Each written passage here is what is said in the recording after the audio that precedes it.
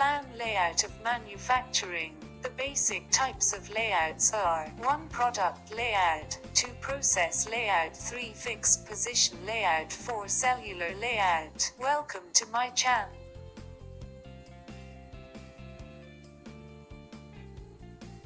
Welcome to my channel. Plan layout refers to the arrangements of physical facilities, such as machinery, equipment, furniture, etc., within the factory building, so as to achieve the right quantity and quality of output at the lowest possible cost of manufacturing.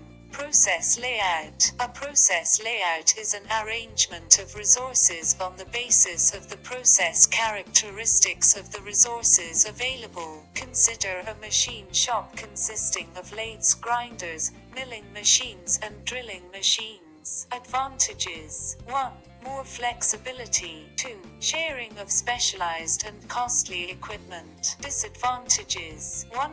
Large inventory, excess materials.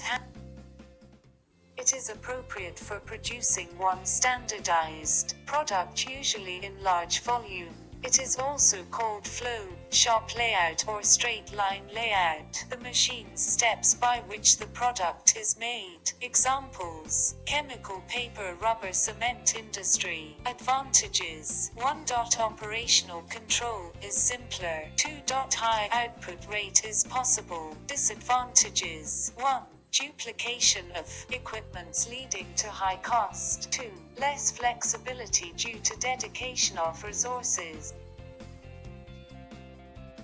Layout in which the product remains stationary, and workers, materials, and equipment are moved as needed. Examples: large construction projects, buildings, power plants, dams. The layout of the fixed material location department involves the sequencing and placement of workstations around the material or product. 4. Cellular layout. This layout provides an alternative method for configuring resources in organizations that have mid-volume, mid-variety product portfolios. The cellular layout can be implemented by manual or automated methods. Thanks for watching.